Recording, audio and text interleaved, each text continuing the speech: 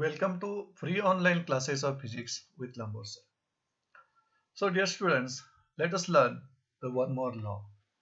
Maxwell's law of equipartition of energy. Equipartition means equally part energy is divided. Whose energy? Energy of any dynamical system which is in thermal equilibrium. So before explaining this law, in the previous lecture, we studied the concept of degrees of freedom and we find degrees of freedom of different gases. For monoatomic gas, each molecule has three translational degrees of freedom. For diatomic gas, each molecule has three translational and two rotational degrees of freedom. In all, 5 degrees of freedom. For triatomic gas, which is non-linear, it has total 6 degrees of freedom, 3 translational and 3 rotational. And in case of triatomic linear molecule, it has 7 degrees of freedom, 3 translational, 3 rotational, 1 vibrational. And for polyatomic gas, जर polyatomic गॅसचा molecule असेल तर त्याच्याकडं 3 translational 3 rotational आणि certain number of vibrational modes असतील degrees of फ्रीडमचे. तर या degrees of freedom आपण गॅसियस सिस्टीमच्या माहिती करून घेतल्या. आता त्याच्या आधारे मॅक्सवेलनं आपल्याला लॉ एक्सप्लेन केलेला आहे इक्विपार्टिशन ऑफ एनर्जीचा. Let us go through the statement of this Maxwell's law. How it is stated? For any dynamical system in thermal equilibrium, the total energy of that system is on an average equally distributed among its various degrees of freedom. And energy associated with each molecule per degree of freedom equal to half kBT. So the meaning of this statement is that for any dynamical system which is in thermal equilibrium, म्हणजे constant टेम्परेचरला एखादी dynamical system असेल, gaseous system असेल, ज्याचे parameters pressure volume changing मध्ये असतील पण temperature constant असेल. So dynamical system in thermal equilibrium या सिस्टीमची टोटल एनर्जी जी काय असणार आहे, that energy will be distributed equally among its various degrees of freedom. Okay, one thing. म्हणजे त्या सिस्टीम जवळ 5 डिग्रीज ऑफ फ्रीडम असतील तर त्या सिस्टीमची टोटल एनर्जी इक्वली डिस्ट्रीब्यूट होईल अमॉंग 5 डिग्रीज ऑफ फ्रीडम. प्रत्येक डिग्री ऑफ फ्रीडमला सेम एनर्जी मिळेल. आणि त्यामुळं energy associated with each molecule per degree of freedom equal to half kBT. म्हणजे प्रत्येक मॉलिक्यूलला एका डिग्री ऑफ फ्रीडमला जी एनर्जी मिळणार आहे that will be half kBT, where kB is the Boltzmann constant and T is the absolute temperature of that dynamical system. So simple meaning of Maxwell's law of equipartition of energy. या इक्विपार्टिशन मध्येच त्या Maxwell's लॉचं meaning आहे. म्हणजे एनर्जीला equally part मध्ये distribute केलं जातं आणि ते इक्वल पार्ट प्रत्येक डिग्री ऑफ फ्रीडमला मिळणार. So the energy associated with molecule per degree of freedom म्हणजे मॉलिक्यूलला एका डिग्री ऑफ फ्रीडमला जी एनर्जी असोसिएट झाली असेल ती एनर्जी किती असणार? Half k B T. So let us try to explain this Maxwell's law. We know that for any gas molecule, there are 3 independent translational motions. And each translational motion contributes to translational kinetic energy. So gas molecule can move along x-axis, will get x component of translational kinetic energy. It will move along y-axis, it will get y component of translational kinetic energy. And the molecule can move along z-axis, will get Z component of translational kinetic energy. So, translational kinetic energy associated with single gas molecule is given in terms of X, Y, and Z component of translational kinetic energy, and that kinetic energy can be written like this. So this is the translational kinetic energy associated with single gas molecule, and this is X component of kinetic energy. This is Y component of translational kinetic energy, and this is Z component of translational kinetic energy. आणि आपण translational kinetic एनर्जीचाच काय विचार केला, तर कोणत्याही गॅसच्या मॉलिक्युलला 3 translational kinetic energy असतातच. Rotational आणि व्हायब्रेशनल यांची व्हॅल्यू कमी जास्त असते, पण ट्रान्सलेशनल कायनेटिक एनर्जीचे 3 कंपोनेंट्स हे असतातच.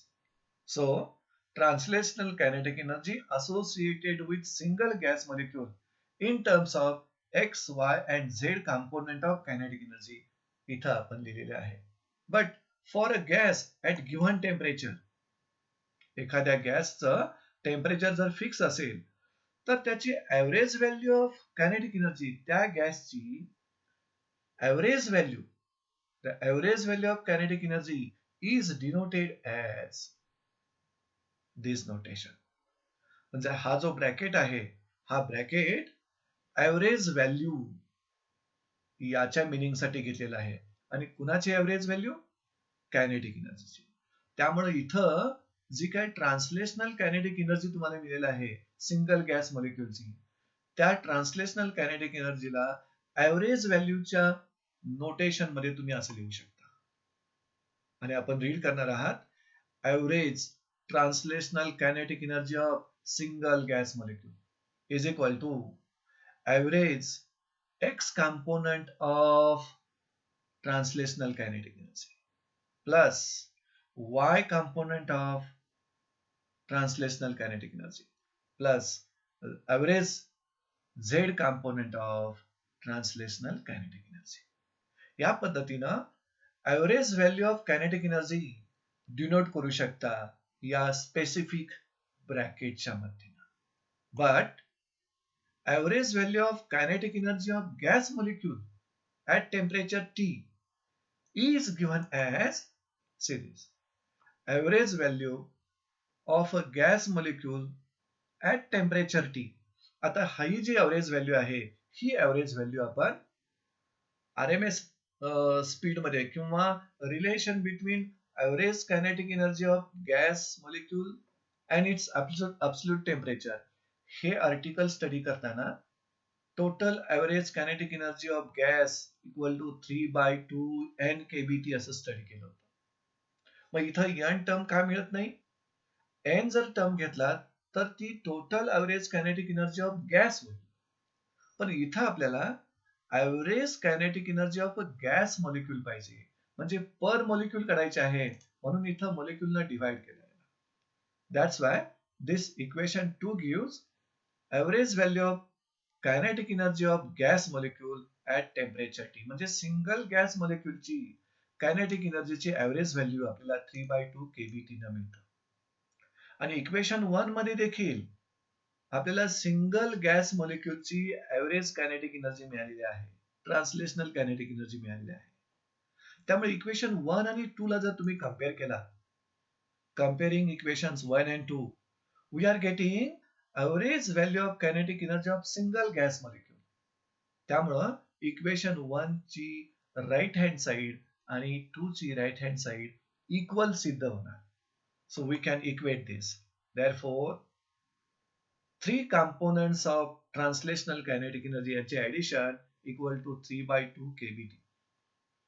याचा अर्थ since there is a no preferred direction amongst the 3 components of translational kinetic energy. Ither, this one is the X component of average value of translational kinetic energy, Y component of average value of translational kinetic energy, and Z component of average value of translational kinetic energy. आणि या 3 कंपोनेंटची addition equal to 3/2 kBT. याचा अर्थ ही जी काही total kinetic energy आहे single gas मॉलिक्युलची, ती total kinetic energy ह्या प्रत्येक कॉम्पोनंटला जर आपण द्यायचा प्रयत्न केला तर प्रत्येक कॉम्पोनंटला half k B T half k B T half KBT इतकी मिळेल. So since there is no preferred direction amongst the three components, we can write average kinetic energy of gas molecule along x-axis. ह्या कॉम्पोनंटला हाफ केबीटी एनर्जी मिळेल. Average kinetic energy of gas molecule along y-axis. ह्या कॉम्पोनंटला half KBT energy मिळेल आणि average kinetic energy of gas molecule along Z axis याला half KBT energy मिळेल त्यातील. So you can write, so translational average x component of average kinetic energy, average translational kinetic energy, y component of average translational kinetic energy and z component of average translational kinetic energy ह्या प्रत्येकाला half KBT इतकी value मिळणार. म्हणजे जर molecule X ऍक्सिसच्या along translational motion perform करत असेल तर त्या ट्रान्सलेशनल मोशनला जी कायनेटिक एनर्जी मिळणार ती half M V X square मिळणार. आणि ह्या एनर्जीसाठी त्या गॅस मॉलिक्युलचे टोटल एनर्जी पैकी हाफ केबीटी एवढी व्हॅल्यू मिळेल. असा प्रत्येक ट्रान्सलेशनल मोशनसाठी मॉलिक्युलच्या you will get half k B T the value of total energy of gas. Thus, average energy associated with every component of translational kinetic energy in x, y and z direction equal to half kVt. म्हणजे this is the component of translational kinetic energy along x axis. आणि या component बरोबर how much energy, average energy is associated? Half kVt.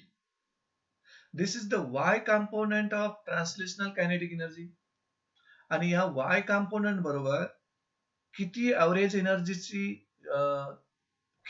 Energy associate झालेली आहे? Half KBT. This is the Z component of translational kinetic energy. आणि या Z component बरोबर how much average energy is associated? Half KBT.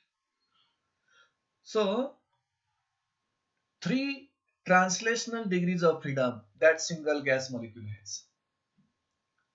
आणि प्रत्येक degree of freedom साठी त्या gas मॉलिक्युलला half k B T and half KBT इतकी एनर्जी असोसिएट झालेली आहे.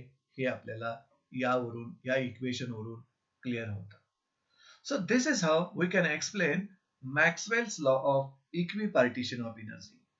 जेवढ्या त्या गॅसियस सिस्टीमच्या डिग्रीज ऑफ फ्रीडम असतील तेवढी त्या सिस्टीमची टोटल एनर्जी इक्वली डिस्ट्रीब्यूट होईल. Total energy of that system will be equally distributed among its various degrees of freedom, so that energy associated with each molecule per degree of freedom equal to half kBT. म्हणजे आता इथं तुम्हाला आपण last slide वर जर गेलो तर इथं तुम्हाला इक्वेशन 2 मध्ये काय कळतं? This is the total average kinetic energy of gas molecule, isn't it? And these are the components of translational kinetic energy along x axis, y axis and z axis. त्यापैकी एक्स ऍक्सिसच्या along जो component आहे translational kinetic एनर्जीचा त्याला half KBT energy मिळणार. Y ऍक्सिसच्या along जो component आहे त्याला half KBT energy मिळणार.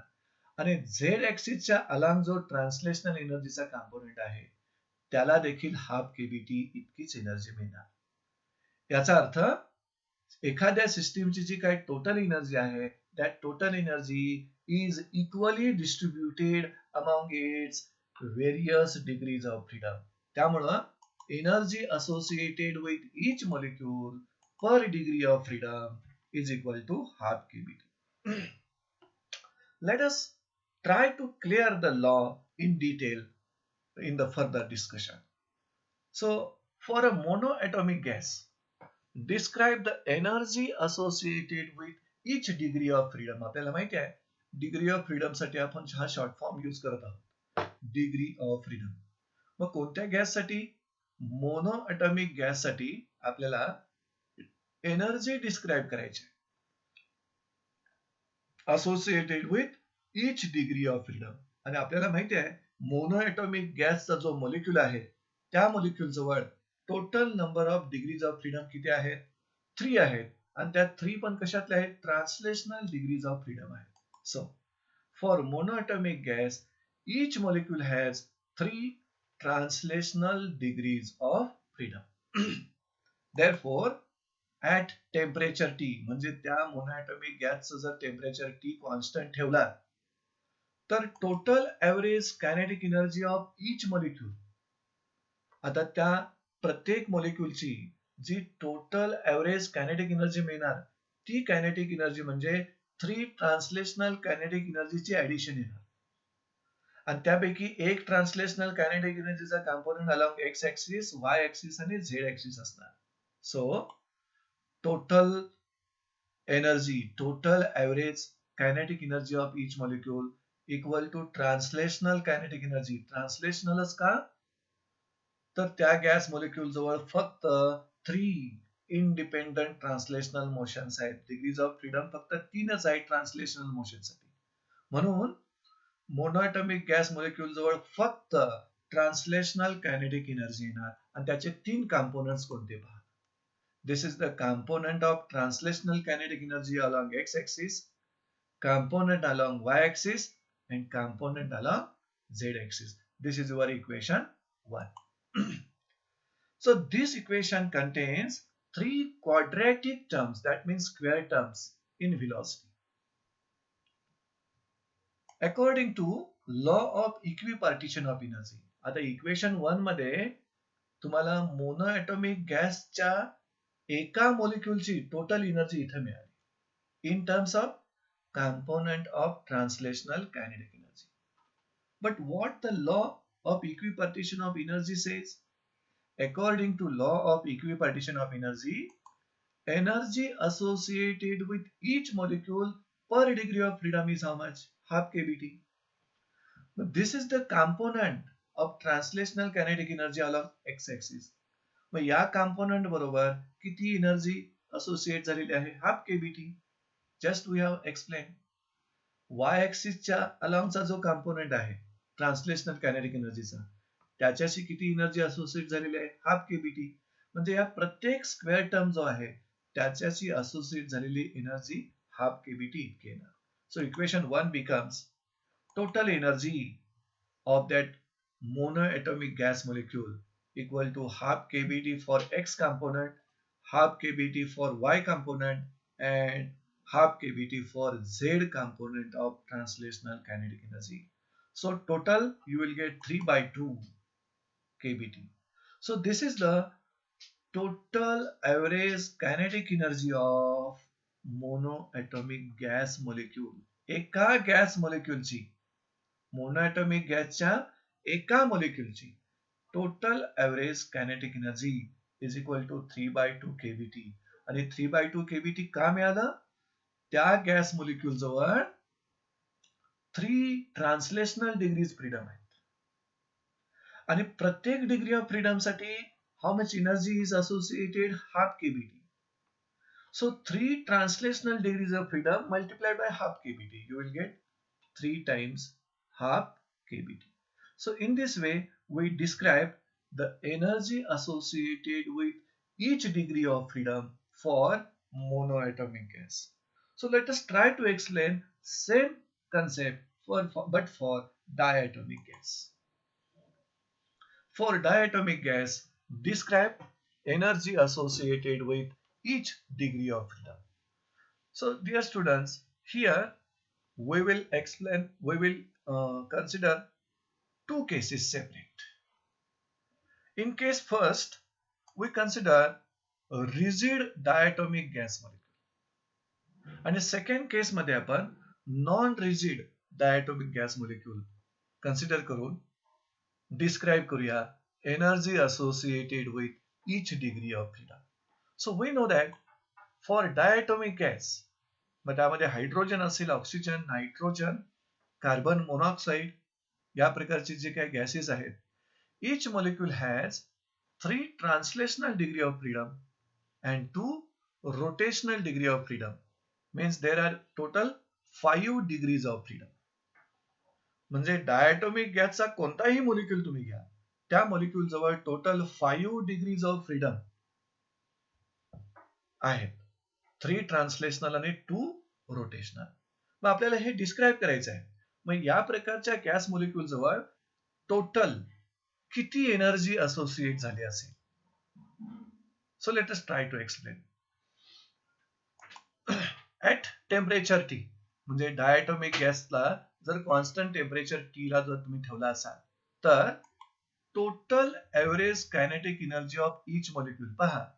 डायटोमिक गॅसचा molecule 3 independent translational motion perform करणार आणि 2 इंडिपेंडंट रोटेशनल मोशन परफॉर्म करणार आणि प्रत्येक मोशन साठी तुम्हाला कायनेटिक एनर्जी लिहिता येतील.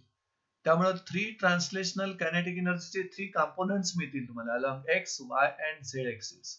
You can write this. Total energy of that single gas molecule of diatomic gas.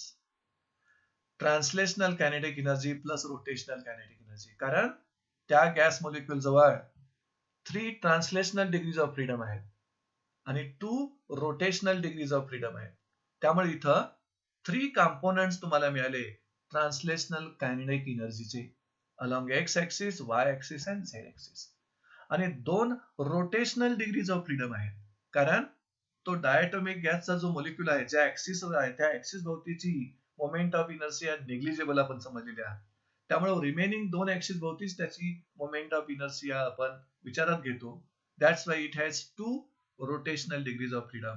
आणि प्रत्येक रोटेशनल डिग्रीसाठी त्याला कायनेटिक एनर्जी लिहू शकता half I1 omega 1 square plus half I2 omega 2 square. So in this equation, there are 5 quadratic terms in velocity. पहा ना इथं ही एक square term आहे, दुसरी स्क्वेअर टर्म, तिसरी स्क्वेअर टर्म, चौथी आणि पाचवी. So this equation contains 5 quadratic terms, that means square terms. आणि आपल्याला माहिती आहे, according to Maxwell's law of equipartition of energy associated with each molecule per degree of freedom is how much? Half kBt. मग इथं त्याला 3 translational degrees of freedom मिळाल्या आणि इथं 2 रोटेशनल डिग्रीज ऑफ फ्रीडम मिळालेल्या आहेत. त्यामुळे याच्यासाठी तुम्हाला प्रत्येक टर्म साठी half k B T, half k B T, half KBT इतकी एनर्जी अलाउड होईल आणि इथं 2 टाइम्स हाफ केबीटी इतकी एनर्जी अलाउड होईल. So equation 1 becomes, we can write here in equation 1 total energy equal to या तिघांची मिळून 3 टाइम्स हाफ केबीटी आणि ह्या दोघांची मिळून 2 times half KBT. You will gate 5 times half KBT. मग आपल्याला ते इथंच माहिती होतं, जर डायटोमिक गॅस मॉलिक्यूल जवळ 5 डिग्रीज ऑफ फ्रीडम असतील तर मॅक्सवेल्स लॉ काय म्हणतो, for each degree of freedom what is the energy associated? Half KBT. मग 5 डिग्रीज ऑफ फ्रीडम साठी किती? 5 times half k B T. The answer is in front of you. So this is possible if diatomic gas molecule is rigid. जर तो gas molecule rigid असेल तर त्या gas मॉलिक्यूलची total energy तुम्हाला मिळेल 5 टाइम्स हाफ केबीटी. आणि रिजिड असेल तर त्याच्याकडे व्हायब्रेशनल मोड असत नाही. त्यामुळे व्हायब्रेशनल मोडमुळे त्याच्या टोटल एनर्जी मध्ये ऍडिशन होणार नाही, फक्त ट्रान्सलेशनल आणि रोटेशनल. त्यामुळं हे जे डिस्कशन आपण करून आणलं, in this discussion it was assume that diatomic gas molecule is rigid आणि this is possible only in case of ideal gases. Ideal गॅसेसच्या बाबतीत हे जे मॉलिक्यूल्स असतात ते परफेक्टली रिजिड असतात. However, real molecules contains covalent bonds between their atoms. म्हणजे real गॅसचे जे मॉलिक्यूल्स असतात त्या रिअल गॅसच्या मॉलिक्युलच्या ऍटम्स मध्ये कोव्हॅलेंट बॉन्ड्स असतात आणि त्या कोव्हॅलेंट बॉन्ड्स मुळे that atoms are vibrating about their mean position. त्यामुळे रिअल गॅसचे मॉलिक्युल्स आणि त्या मॉलिक्युलचे जे ऍटम्स आहेत that atoms possess vibratory motion or oscillatory motion about their mean position. Thus, molecules of real gases you can consider as non-rigid molecules. That molecules of real gases possess vibrational mode, vibrational degree of freedom in addition to translational and rotational degree of freedom. त्यामुळं second केस मध्ये आपण non rigid diatomic gas मॉलिक्युलचा विचार करूया. For non rigid diatomic gas molecule आणि हे real गॅसचे molecules असणार आहेत. मग रिअल गॅसचे मॉलिक्युल्स नॉन रिजिड आपण जर मान्य करत असाल तर that molecules contains covalent bonds between their atoms. आणि त्या कोव्हॅलेंट बॉन्ड्स मुळे त्याचे atoms they are vibrating about their mean position. त्यामुळे तिथं व्हायब्रेटरी मोशन असते. त्यामुळे व्हायब्रेटरी मोशन मुळे एनर्जी ऍड होणार, total energy of that molecule. म्हणजे non rigid diatomic gas molecule जवळ जी टोटल एनर्जी असणार त्या टोटल एनर्जी मध्ये ट्रान्सलेशनल डिग्री ऑफ फ्रीडम मुळे एनर्जी येणार, रोटेशनल डिग्री ऑफ फ्रीडम येणार आणि त्याचबरोबर व्हायब्रेशनल डिग्री ऑफ फ्रीडम मुळे एनर्जी येणार. So let us explain and let us try to find energy associated with each degree of freedom for non-rigid diatomic gas molecule. See here. For some non-rigid diatomic molecules like oxygen, nitrogen, carbon monoxide, the atoms can oscillate, you can say, or vibrate, you can say, along the internuclear axis only. का हे असे oscillate होऊ शकतात? कारण ते जे atoms आहेत ते ऍटम्स कोव्हॅलेंट बॉन्ड्सनी बाउंड झालेले असतात. Between that atoms covalent bonds are exist and due to that covalent bonds the atoms are vibrating, atoms are stretching, oscillating along the internuclear axis. And this oscillatory motion of atoms adds energy associated with vibrations to the total energy of molecule. कारण आतापर्यंत आपल्याला molecule जवळ total energy मध्ये translational kinetic energy आणि rotational kinetic energy येत होते. पण आता इथं व्हायब्रेशनल मोशन मुळे देखील एनर्जी त्या मॉलिक्युलला मिळणार. Therefore, total energy of non-rigid diatomic molecule, total average kinetic energy of non-rigid diatomic gas molecule मध्ये ट्रान्सलेशनल कायनेटिक एनर्जी येईल, रोटेशनल येईल आणि व्हायब्रेशनल येईल. See total average kinetic energy of non rigid gas molecule equal to sum of translational kinetic energy plus rotational kinetic energy plus vibrational kinetic energy. Okay. आता यामध्ये translational degree of freedom किती आहेत? 3. त्यामुळे 3 square terms येतील. Rotational degree of freedom किती आहेत? 2. त्यामुळे 2 square terms येतील. पण व्हायब्रेशनल डिग्री ऑफ फ्रीडम मध्ये आपल्याला नवीन काहीतरी शिकायला मिळणार आहे. पाहे, the term vibrational kinetic energy consist of 2 contributions. म्हणजे ज्यावेळी डायटोमिक गॅसचा मॉलिक्युल व्हायब्रेट होत असेल त्यावेळी व्हायब्रेटरी मोशन मुळे त्याच्याकडे कायनेटिक एनर्जी येईल आणि व्हायब्रेट होत असताना तो मीन पोझिशन भोवती ऑसिलेट होणार किंवा व्हायब्रेट होणार. त्यामुळे तिथं रिस्टोरिंग फोर्स ऍक्शन मध्ये येईल आणि त्यामुळं तिथं वर्क डन करावं लागेल आणि so potential energy will be there. That's why vibrational kinetic energy of that non rigid molecule consist of 2 contribution. One from kinetic energy term, कारण तो ऑसिलेट होतोय म्हणजे त्याला व्हेलॉसिटी आहे, मोशन आहे, त्यामुळे कायनेटिक एनर्जी टर्म त्यामध्ये असेल. And other from potential energy term, कारण तो स्ट्रेच होतोय ऑसिलेट होत असताना आणि स्ट्रेट होत असताना त्याच्या इनसाइडला रिस्टोरिंग फोर्स डेव्हलप होतो आणि त्यामुळे तिथं वर्क डन होतं which is stored in the form of potential energy. त्यामुळं व्हायब्रेशनल कायनेटिक एनर्जी जी त्या मॉलिक्यूलची आहे त्या व्हायब्रेशनल कायनेटिक एनर्जी मध्ये तुम्हाला ऑसिलेटरी मोशनची kinetic energy plus potential energy ह्या दोन टर्म्स घ्यावे लागतील. Therefore, vibrational kinetic energy of that non-rigid molecule is equal to kinetic energy term plus potential energy term. आता या टर्म मध्ये what is U? U is velocity of vibration of atoms of that molecule. म्हणजे त्या मोलिक्युलचे atoms मध्ये covalent bonds आहेत. त्या covalent bond मुळे that molecules are oscillating or vibrating about their mean position. आणि त्या व्हायब्रेशनची velocity U. What is R here? Separation between the atoms which are performing oscillations. And what is K? Restoring force constant. तर अशा पद्धतीनं equation 2 मध्ये there are two square terms. One is velocity, another one is the position. इथं एकूण दोन quadratic terms आहेत equation 2 मध्ये. This equation 2 has two quadratic terms in velocity, this one, and in position. And each will contribute, each term, each square term contributes energy equal to half kVt. See here. Terms in equation 2 are quadratic in velocity and position. Therefore, each square term will contribute how much energy? Half kVt according to Maxwell's law of equipartition of energy. Therefore, each mode or degree of freedom of vibrational motion contributes 2 times half kVt to the total energy. म्हणजे इथं एक part तुम्हाला समजावून घ्यावं लागेल.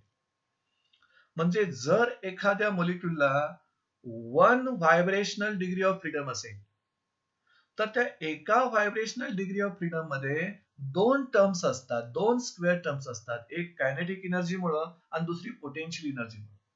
मग kinetic energy term साठी half KBT आणि पोटेन्शियल एनर्जी टर्म साठी हाफ केबीटी इतकी एनर्जी असोसिएट झाली असणार आहे.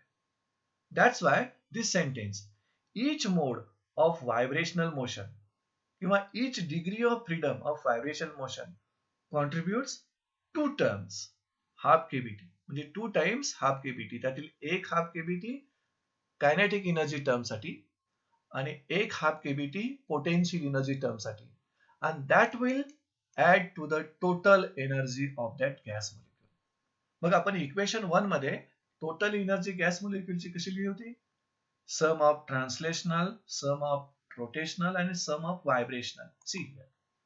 Hence, for non-rigid diatomic gas in thermal equilibrium at temperature T, म्हणजे तो diatomic gas constant temperature ला जर तुम्ही ठेवला असाल तर average kinetic energy associated with 3 translational degree of freedom, म्हणजे 3 translational degree of freedom साठी average energy किती मिळणार तुम्हाला? 3 टाइम्स हाफ केबीटी, कारण एका डिग्री ऑफ फ्रीडम साठी half k B T. Average kinetic energy associated with 2 rotational degree of freedom 2 times half KBT.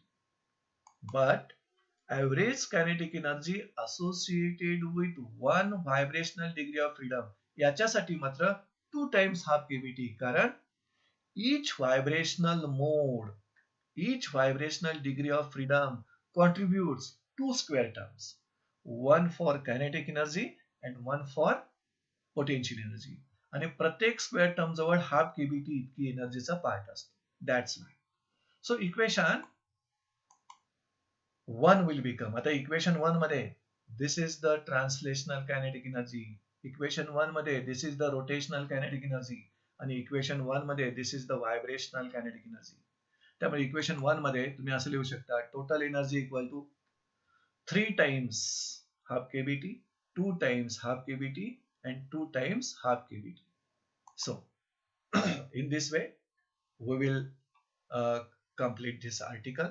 So, in this article, we have studied Maxwell's law of equipartition of energy, its statement, its explanation, and after that, using that Maxwell's law of equipartition of energy, we describe the energy associated with each degree of freedom for monoatomic gas as well as for diatomic gas. त्या diatomic गॅसच्या दोन cases आपण पाहिल्या. पहिल्या केसमध्ये rigid diatomic gas molecule घेतला आणि दुसऱ्या केसमध्ये non rigid diatomic gas molecule घेतला. मग जर diatomic gas molecule non rigid असेल तर त्याच्याकडं additional 1 degree of freedom vibration साठी येते. So in this way we will end this lecture. Thank you.